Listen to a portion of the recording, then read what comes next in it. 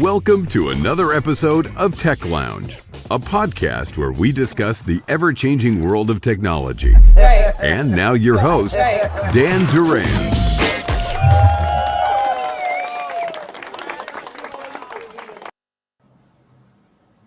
Hello,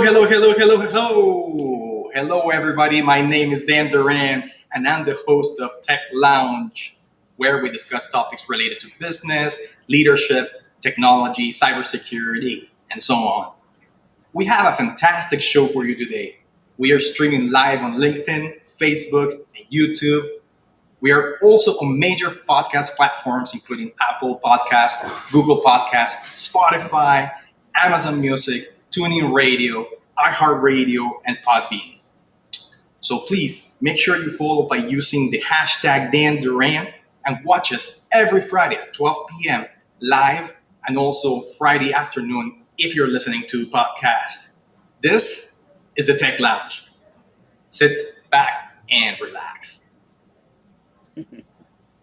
So this week we have a great show, and it's all about business-to-business digital marketing. The name of the show is New Digital Heights with Skyjack. And we have a very, very special guest, Christina Evans, Multimedia Coordinator at Skyjack. Hello, Christina. Hello, everyone. Glad to be here. Thank you for having me. We also have my co-host extraordinaire, Andrew Somerton, CEO of Bewire Technologies and Rhino Cybersecurity. Make sure to visit the websites. Hello, Andrew. Hey, guys. Great to have you here, Christina. Thanks. So the first segment of our show is called The Backstory. And it's basically giving you a little bit of an outline of how we got to know our guest. So, Andrew, why don't you walk us through our backstory with Christina and, of course, with Skyjack? Absolutely. It's actually a fantastic story. We've been working with Skyjack and their team and Christina intimately for almost 7 years now. And it's really been rewarding. It's been a rewarding journey for us because they're such a creative organization and such an out-of-the-box type of thinker, especially for a manufacturer. And us being a creative department, meaning like technology and cybersecurity, to be able to give us the ability to work with them and grow and create some of the projects like websites, apps, virtual reality booths, games for their clients. It's been an absolute pleasure. Don't forget the emojis. And the absolutely, and the emojis. I love the emojis. Very cool, very cool. Project that we actually work together on. So, Christina, amazing working with you. I love it. I love the freedom that we get, as well as the guidance and direction from you guys. And look forward to a long relationship together, because it's been a journey so far and a lovely one. Amazing. So, Christina, we know each other for so long, and tell us a little bit about yourself, your passion, your hobbies. Who is Christina Evans? So I have been in the kind of marketing creative sphere for close to 18 years now. I actually started in digital television.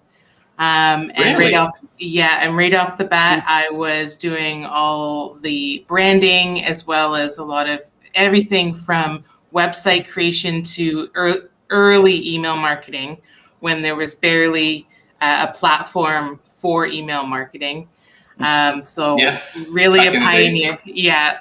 And even motion graphics and everything in between. So did you ever work with Flash? I remember Flash 4, Flash 5.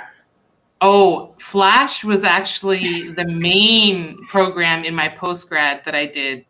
Really? Wow. Yeah, it was actually the main focus, because I have a postgrad in multimedia, right?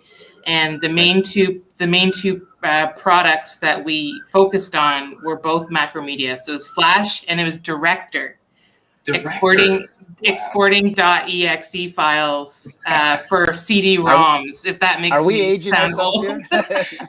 Oh my God. For all of you young people that don't know what Flash is and Director or Dreamweaver, that was our thing, man, back in the days. Yeah. Hey, and for the record, I still miss Fireworks. I think that it was a shame. I don't think Photoshop has quite nailed the complete integration of of their trying to get the firework features onto their platform when they bought Macromedia. I miss it so hard. Yeah. That's so funny, because I remember when we started working with you back in the days, 2015 and or 14, I think. And we were like, okay, we're developing the website, the app, send me the files. I'm like, how do you want the files? Oh, just send me, fireworks files will be perfectly fine. And you're like, sure, okay, I'll send you the fireworks. That was hilarious, man. Everything has changed so much nowadays. So, yeah. Christina, what do you do at Skyjack? Walk us through your normal day at the office at Skyjack. Well, every day is an adventure, because I get requests from literally all over the world, because we have company offices based in Europe, Australia, Asia, South America as well, right? So usually my day starts quite early, because I wake up and I get all the emails that came in on the other side of the planet first thing that are waiting for me to answer. It is everything from what we can do for social to print advertising, brochures, and everything in between. And you see this that I'm wearing. This is all Christina, right? Like most of the stuff here is Christina's work. There you go. Yeah, right? Wait, I'm feeling a little left out here. I'm not sure. I just saw. This is our product placement, Christina. So when I go into the Christina's office, right? So she was on the second floor in one corner, right? And then she was moved to the other corner because they were renovating. But last time, I think last week or the week before, I went into your office and you were downstairs in the first floor, and then you were surrounded by everything that has to do with trade shows, the clothing, all of that stuff, Christina. So you are immersed in that world in there, right? Literally immersed. It is all around me at the moment. Yes. Yeah. So we have a segment, and we do this throughout the show. We are trying to be very interactive. It's called Connection. So Andrew, maybe you can shed some light on what's going on. Absolutely. So we've got quite a few people reaching out and just really at this point sharing their love, because we've just been introducing everybody. But we got some Boris saying hello, Manu saying hello, Alexis hello, McGill hello, Layla's sending us some claps and some emojis. Lots of people just saying happy to be here, looking forward to it, etc. So. Yeah, fantastic. Thanks, everybody, for joining us. This is going to be a lot of fun today. Absolutely. So if you have questions, make sure you put them through. And then we have Gladstone working on the dials in the back room. He's our producer, and he'll put your questions on our interface Restream. We're doing Restream. Remember, we're live, Facebook, LinkedIn, YouTube, and then podcast. So Christina, what kind of markets does Skyjack serve? So Skyjack is a B2b company, and we sell directly to rental companies. So it's not a B2C company. And then from there, we get a lot of questions all the time wanting to buy, but we have infrastructure for that. So it is definitely just for rental companies. Right. Yeah. Okay. And so when we talk about B2B, digital marketing, business to business, what we see in the industry, because we are in our industry. I mean, we're your web developers and app developers, but you're not just our one client. We have many clients in the manufacturing sector, right? So what we see is that manufacturing companies are very rigid. They're kind of square. They don't go past the box. They don't get out of the box. And since its inception, Skyjack has always been so unique and different. And when it comes to digital marketing, with emojis on your phone and things like that, with the Jack Starsky, which I have him right here. There he is. There's the man. Yeah. Jack. So why is Skyjack so unique and different when it comes to digital? What is it that puts you aside from the competitors? Well, part of Skyjack's mantra has always been work hard, play hard. And I think that's really important as when you're taking into consideration our buyer persona, which might be a particular type of clientele, like that rental, the owner of that rental company, right, is our main buyer persona, and who that person is. But it should go beyond that, right? Who is that person? They probably have a family, right? And reaching out to everyone to make the brand a more inclusive brand, as far as including your family, right? Andrew, you brought up a good point when we were talking earlier about that intergenerational experience, right? So that those kids that saw mom and dad working on the Skyjacks and bringing home the fun stuff, the Lego and the models, when they are adults. I see some behind you there, Christina. There you go. Yeah. And I think that's actually, for myself, as well. I think that's kind of one of the coolest things that you guys do, is that, as we talked about earlier, generational marketing, because it's having that foresight to not only be talking to the local sale today, but also to to their kids, etc., and to the family, and making it a household name. And you guys do that incredibly. So I love hearing about that. Yes, it's unbelievable, Christina. So what I picture in my mind, in my head, basically is somebody on the field working, and then like Peter, for example, Peter is sending a text message to one of his coworkers, and he's like, "Oh, I'm going to send them a Skyjack emoji." So he sends like a hello from a Skyjack with an emoji. Or Peter goes home and he's got kids, and he's like, "Hey, check this out!" And it is the Capacities game app by Skyjack, where he gives it to his kids and they can play the game. So that's what I think when you talk about generational marketing. Very, very innovative stuff, for sure.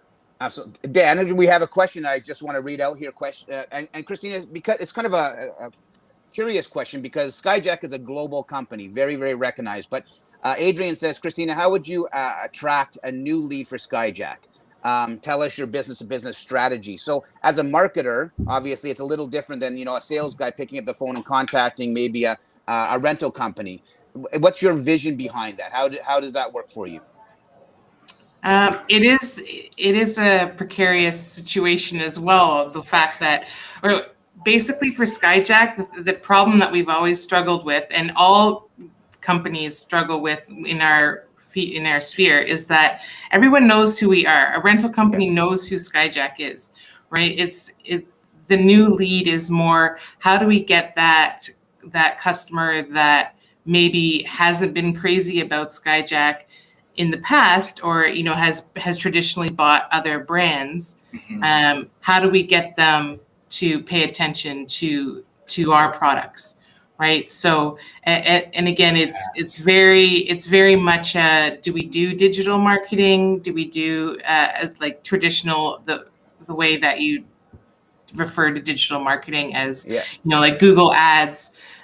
We do have those during certain times, but even that is not it's not the primary source for leads, because again, a rental owner is not going to go on Google and go and type in, I want to buy an aerial work platform. Exactly. What do I want? Right? They know what they want. Well, right? they go. Here's Skyjack. Here's competitor B. Here's C. And which one do I take? What makes more sense for me? Yeah. Right. That's kind of the approach is. Well, and I think that's what's really interesting about you guys and what you guys do so well, because you do have a globally recognized brand. But it's not about necessarily selling that brand anymore. It's about keeping you top of mind all the time. So when people are in the market to buy a new one or new equipment, they immediately think of you. And I think that's critical when it comes to what you guys do so well. Because again, it's not like selling a pair of shoes or something where, come here and buy a pair of shoes, get 50% off. It's not about that. It's about constant awareness of your unique product and how incredible it is. And then when they're ready to buy a new one, basically they think, oh yeah, immediately Skyjack. Yeah, the other part of our business model is also easy to do business with, right? Okay. So we want to make that buying experience and that the end user experience once they purchase that, the easiest experience possible. So we try and hold true to that in every aspect of that buying experience and ownership experience. And that's go ahead, Dan. And that's how I relate to Seth Godin, the guru when it comes to marketing. He wrote the book. I think it's Purple Cow. Fascinating book. I love it. He says in there that exposure, that marketing, it's a competition or a battle in terms of exposure. So the more you're exposed to the marketplace, the better, right? So, and that's how you guys do it, right? So, for example, even this little guy here, right? It means something to somebody, and this is exposing your company out there as opposed to the more traditional methods. And since we're talking about traditional methods, Christina, trade shows. Let's talk about trade shows. B2b, major lead gatherer, trade shows. What's going on? How has Skyjack been able to overcome the trade show problem where everything is closed? Yeah, so we had to pivot pretty quickly earlier this year.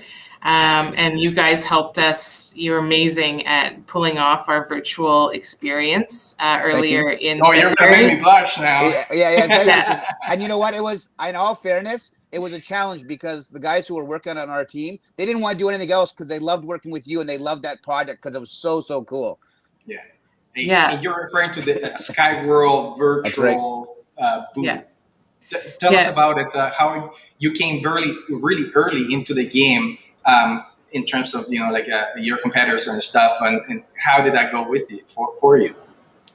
Yeah, there was a couple of our vendors had some virtual shows, but I believe we were one of the first suppliers that were able to host something that was 100% virtual.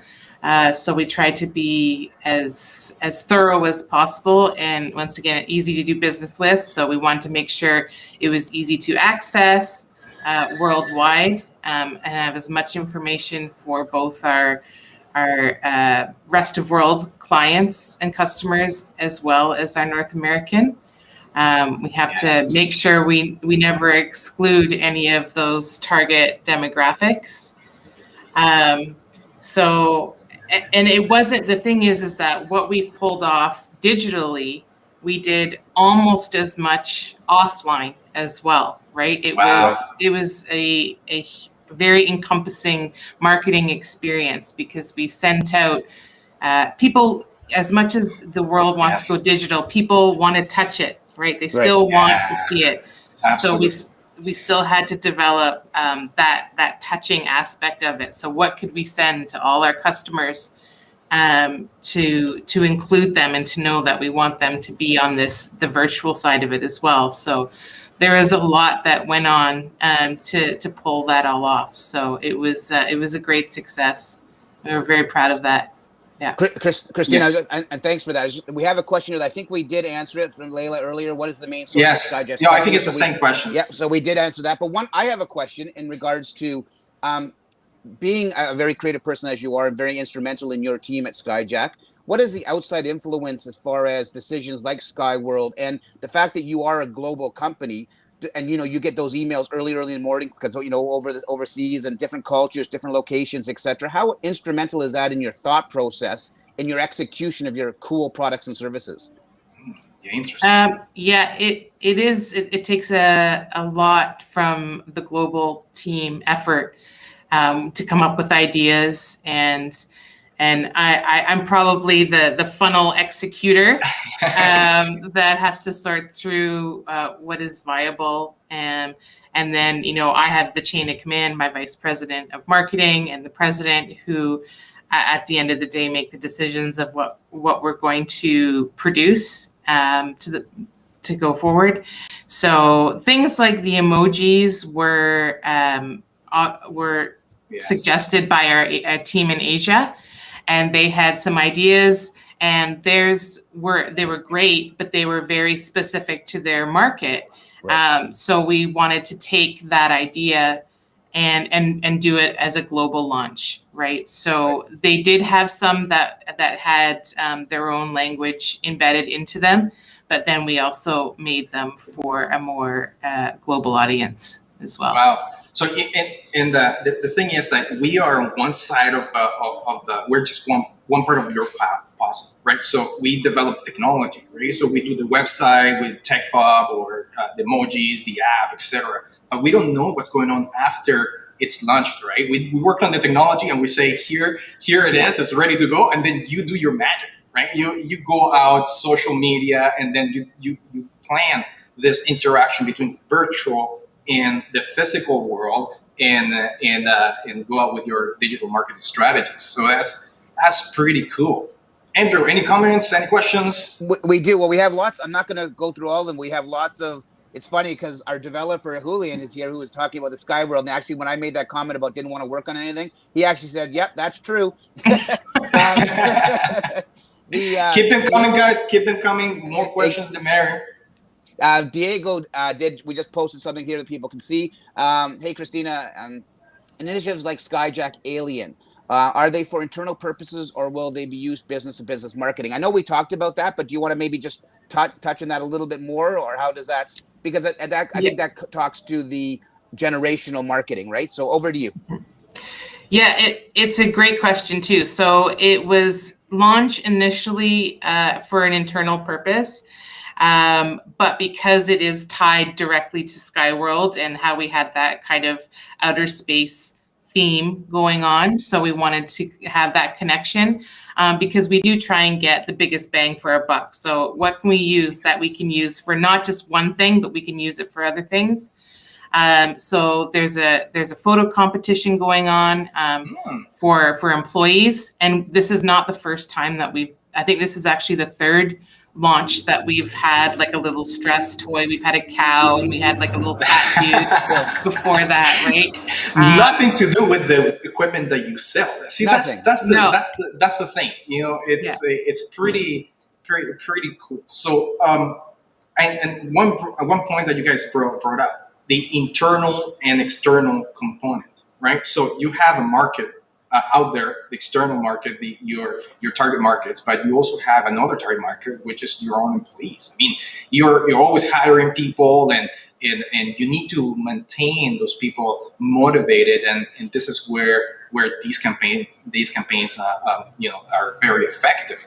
Maybe you can tell us about some of those internal campaigns, if you don't mind, so people can understand the difference or the relationship with those external campaigns. Sure. I just wanted to add, though, that Jack Starsky will be coming to external purposes in a couple months, but right now it's mostly for the employees. So when we talk about that, we have a couple thousand employees worldwide, and although we try and have a digital connection with some of them, it's very difficult, especially when a lot of them are hourly employees that don't sit in front of a computer all day, right? So we try to include them in those initiatives. So while Jack Starsky might be going to ARA in October. Sorry, what's the ARA? So that's the American Rental Association trade show. Yeah. Perfect. And so, but in the meantime, otherwise, our employees would never know that, right? They would never have that experience of some of the things that we do on the marketing side externally. So we want to include both sides and include them as much as possible. So we try and have, like, the shirt that Dan is wearing, right? So those were given to the launch team. There we go.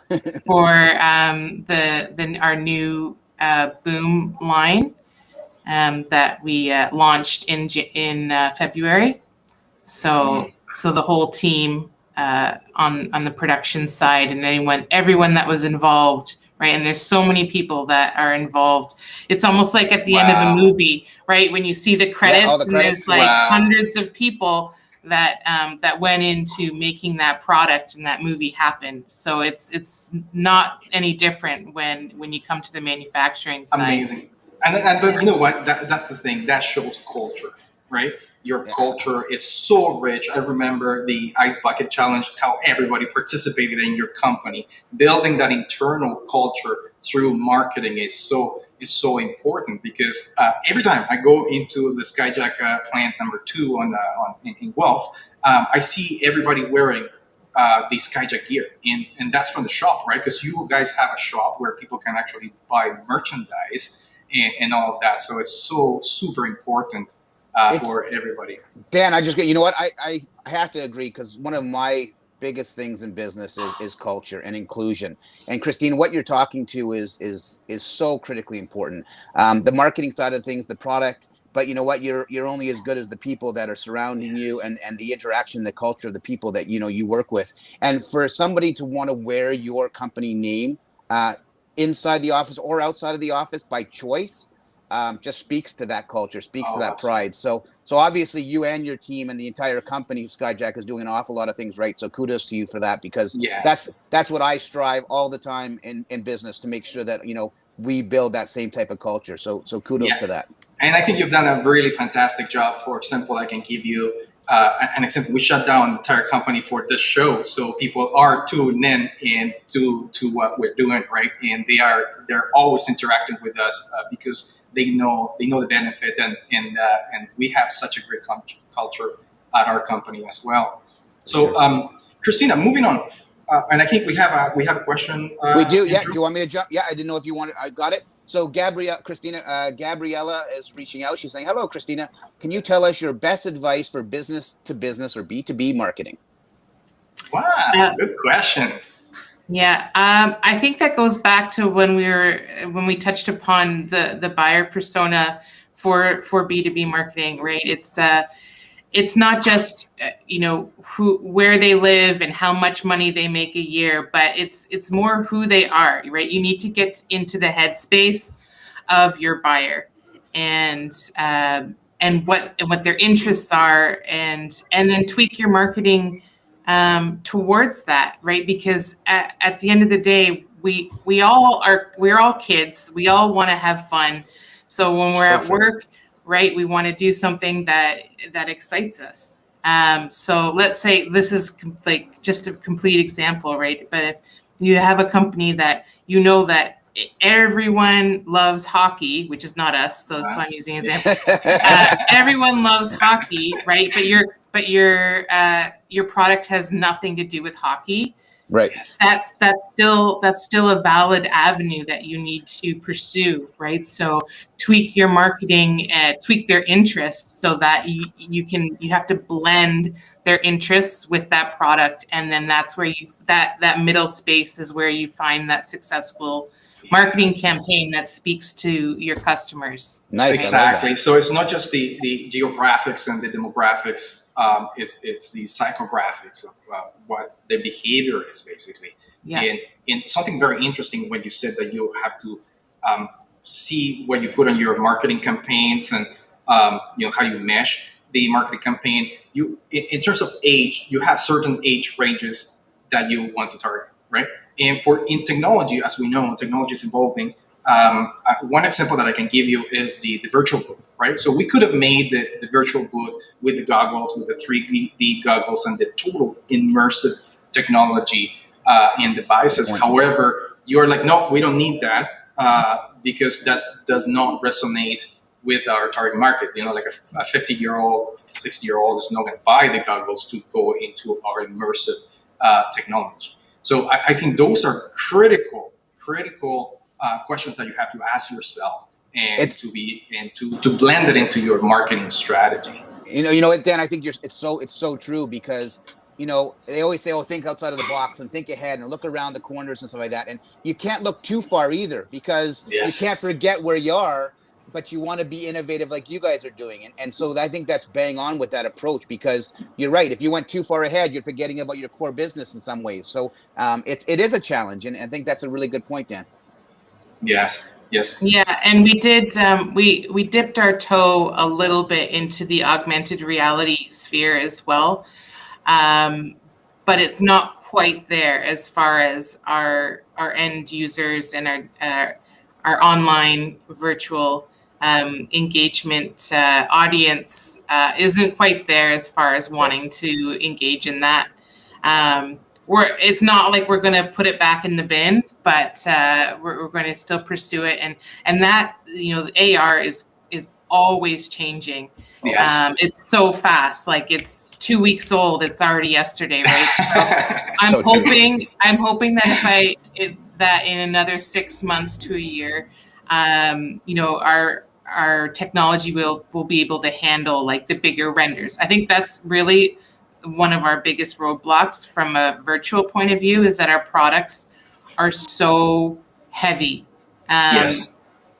Physically, yes, but also virtually, right? Yes. Because there's, when you get into the AR and you look at certain applications, it'll say, a maximum of 10,000 polygons, Yes. right? Well, our models are 10 times that, right? And when we try and did some Q&A testing on phones, whether it was an Android or iOS, both of them got so hot that you thought they're going to blow up, right? So I don't think the processing is quite there yet, but will probably, I trust it will be changing within a matter of like a year or two. I so remember that as well when we're doing the virtual booth, some of the scenes in the rooms, because you go into different rooms. We needed to have the backgrounds made into a JPEGs and not really, like virtual or vectorized, with different overlays that go back and forth depending on the movement that you do. But that's about it, because the technology is not there yet. Well, 5G is changing all of that. But that's another topic for another story. Yeah.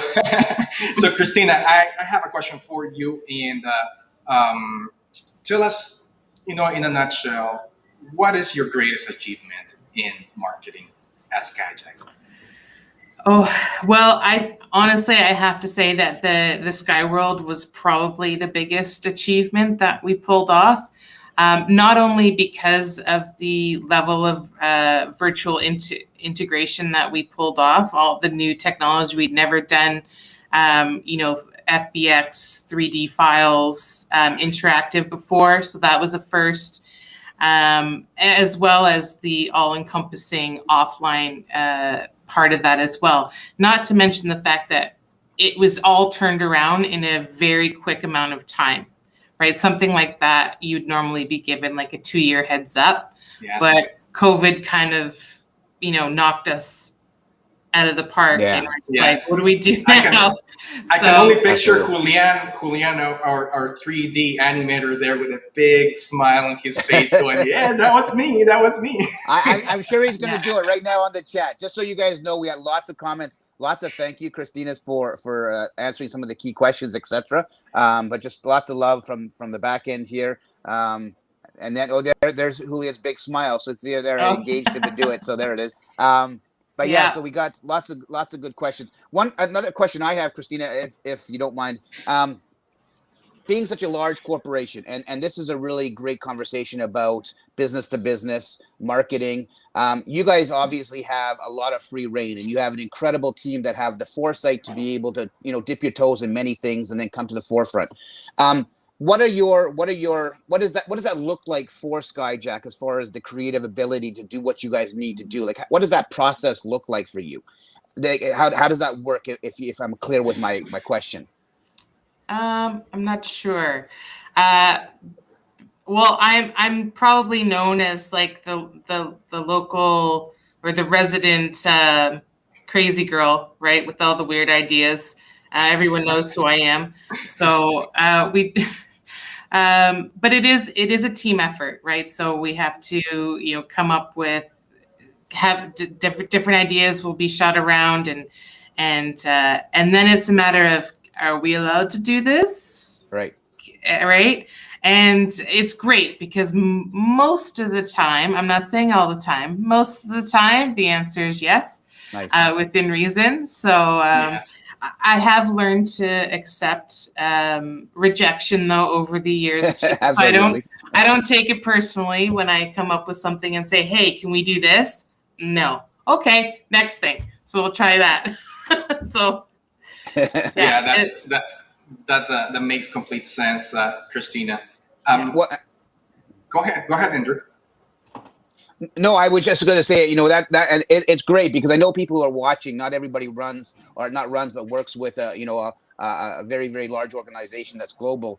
They're smaller, but they still want to do business to business. And you know what? So Yes. I loved earlier you mentioned that you have to understand your customer and really understand what their buying habits are, and before you, and then find that middle ground where it's not all about you, it's all about them, it's about that commonality to be really, really successful.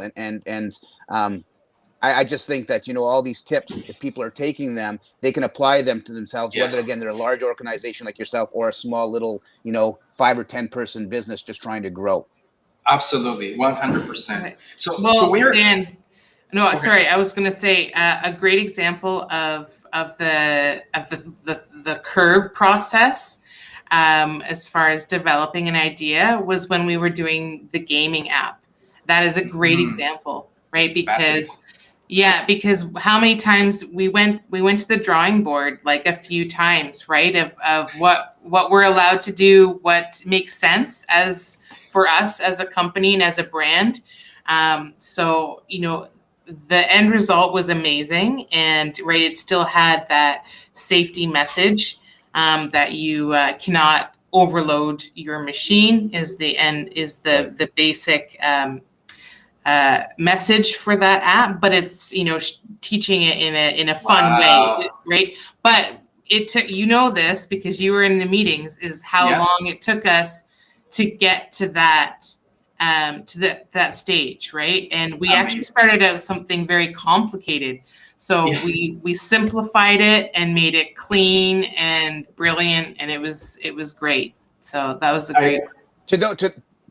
To those people who out there who don't know what that is, man, maybe just a 2-second overview of what that was, because I have it on my phone and I think it's still very cool. Okay, I can mention that. So basically, Capacities is it's a game, right? It's a game that you download from iTunes, App Store or Google Play, and we developed it probably in 2015, 2016. So it's a bit old, but it is very relevant and still looks very nice, right? So at the very beginning, what we did is when we went to the storyboard with Christina, we were thinking of different ways of displaying the UI and making the game. So I remember it used to look on the, how do you call it, this type of games that you go on the side, right? Then we went linear, linear. Then we did a point of view, basically. So, like how if I was the person managing the game, go forward and backwards. But we really thought that those things were very complex. So we created a game where it's just a platform and there's balls coming down from the air, and each ball represents a different weight depending on how big they are. And if you hit a certain amount of balls, there's clouds, right? So you're trying to, hit the clouds and bounce them off. And if you have too many of those balls inside of the platform, then you lose, Game over. basically. That's right. And what's really cool about this game is that it's a game, but it's safety related. So you can't go over overweight on your platform because it might tilt, right? So that is the message that we put through. And the other cool the thing that we did is it has each scene in the game, each level, it gets harder and harder. Obviously, it's just like any other game. However, they were in different places. So London, UK, Australia, I remember, Rio, in Brazil. So people that are overseas can actually play the game and see their own locations, which is pretty phenomenal. Very cool. Yeah, I loved it. But one thing that I really want to maybe ask Christina is the ending of the game. How you were able to mesh the physical, or actually the game, with the marketing component. Do you remember that, Christina? Yes. So if you, we had it connected to the website, right? So if you won the game, you were directed to the website to fill out a form, and we got a fairly good result for that, and they were send some swag, right? So we had special swag, which is my bread and butter. Special swag. All of a sudden, I'm like, bing, right? Nice. What do you want me to make today? So we had some special swag with capacities made, and that were sent out to the people who won the game. Yeah. So amazing. Christina, kudos to you for that, because all these people on that side chat where other people can't see love the game. It's really hard. Looking for a new one, hopefully someday. All these different, there's lots of different ones, but love it. Still play it. It's very difficult. So anyways, just wanted to share that with you. So lots of love still for that game. Well, that's great to hear. All right. So Andrew, any questions before we move on? I don't see anything. Just comments on the game right now. So nope, nothing else to share yet. Okay, perfect. So Christina, maybe what we can talk is about the ideas of the emoji, perhaps, or maybe going into the tech pop, what it is and what it does. Basically, it's up to you. Let's talk about the emoji. I think the emojis are more are pretty cool. What are they? How can people get them downloaded in their app? So the emojis are available in both the Google keyboard and also iOS. They are also on WeChat for our Asia audience as well. So those will not be in English, but they're there as well. So they, and the great thing about them, like I was able to find a brilliant emoji designer to work with for those. And we've used them for so many things. It's not even just, once again, it's not just digital, right? They started digital, and then we moved them offline, so that we have them on baby onesies, and we have them on other types of t-shirts and keychains. I should have actually, the keychains are over on the shelf. I'd have to get up to get them, but we have them. Are you coming out with a plush? Plush would be awesome. It would be cool. Absolutely. Good idea. Yeah. A plush. My granddaughter would love one. The problem with those is the minimum volumes is insane, right? Yes. To get custom plush done. But they've been great, and we use them for the Christmas cards as well, as we mentioned, as something else. We try and do them a lot. They're used a lot in social media. I take those original designs and I tweak them, right? So that designer was able to provide the bones, and then I took that and add other things. So, whether it's St. Patrick's Day or, right? Or any type of event like that, I will customize it and release a new one. So that's been fun. Yeah, so every so often, Christina sent us the email saying, "Hey guys, I need these emojis added to the list," and then it's like Christmas, Happy Hanukkah, etc. Emojis. So, or like St. Patrick's Day, I need these added, and so on. So it keeps it updated. We keep it updated for you, right? Yeah, so the 12 Days of Christmas was a big effort. That was more illustration than I have done in a long time with those. Those 12, yeah, but that's where your heart is. That's your passion, right? So you don't mind doing all that work. You gotta twist my rubber arm when I have to do illustrator work, Yeah. I believe we have questions. Yeah, so Diego's basically saying, so people, and I love this because it's you guys don't just think very, very the way you should think. You think outside of typical thought processes. People tend to see emojis as more casual things like business to consumer, B2C, but they work very well with B2B. Don't you think so? And obviously, what we're saying, it certainly does. Diego, thanks for the question, and I think that's the whole thing. Don't just take the norm of what everybody thinks is the right thing to do. Make yourself stand out. Find the market. Find your need. And share. It's about awareness. It's about interaction, and it's about staying relevant to your clients. And I think with you talking, just looking at your passion about the emoji speaks volumes about how successful it's been, probably for you, short and long term. Yeah, exposure. That's Yeah. Seth Godin, the Purple Cow. He says it's all about exposure, right? You imagine just Exposure. driving down the road and then you see a purple cow. How much exposure would that give? How much people would be going like, oh, a purple cow? It's completely different from every other cow in the field, right? So, and that's an old book. That's probably like 20 years. So, oh my God, Yeah. I'm getting old in here. Hey, Christina. Question. Sorry, Dan. I have one last question for myself, if you don't mind.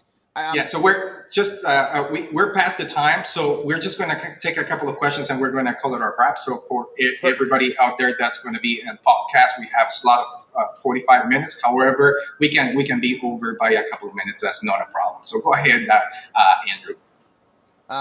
No, it's okay. You know what? Let's wrap it up at this point. I'm just trying to see what I have here. Oh no, you know what? I will ask the question because I think it is very relevant, actually, and I apologize for the delay. I was going to ask you, Christina. You and I were speaking earlier before this, and you were mentioning about vendor selection. You're a big corporation, and you were saying something actually that I thought was really relevant in regards to choosing people to work with that are experts in their field. And maybe if you want to just talk to that, because I know. It's funny because as smaller businesses trying to do business with big companies like yourselves, and they think you're unapproachable, or you're giant and you're not real or you're not human, and you so are. And as a matter of fact, I think in some ways almost more so. What's your decision process when dealing with vendors? Like, what does that look like for you, if you don't mind sharing? Wow, that's an amazing question. And it's a tough one too, because it's once you get one and that you're happy with, we haven't had a new one in a long time. Fair. But it almost goes beyond the vendor selection. I've always been told, I have an intuitive judge of character, right? So you need that chemistry, right? So it's not only just how good they are, and obviously they need to be able to produce the product, or else we won't use them. But sorry, my phone is now going off, so I'm just going to. But also, you have to work as a team, right? Yes. So how is that going to look with you and the vendor? I have a very close relationship with my vendors, as you know. Depend whether it's promotional or digital side or otherwise, it's a constant communication. So you have to be able to, as a vendor, you need to be readily available. You need to be easy to do business with. You need to be able to communicate, and those are the key factors, right? Yes. So for all the companies out there that are providing services to B2B, you need to, I think that's something that you need to understand also, right? So in our case, as a vendor, I can speak as a vendor as well. You're part of our Slack chain, right? And our culture is so rich that you might post a question on our Slack channel or send us an email at 9 p.m. and there will be somebody answering your question. So whether they're working or not. Whether they're working or they're watching TV, there will be somebody answering your question. And not only that, because the bigger the company, the more hoops of decision making that the people inside need to make to be able to make decisions and stuff like that, right? So a lot of times you get information at the very end. So we're launching next week, and then all of a sudden I'm like, oh, change of plans, we got to do this. So as a vendor, you have to always act very fast so we can accommodate our clients. So it's sort of like bending over backwards, but that's the game, and that's how you maintain your clients, right?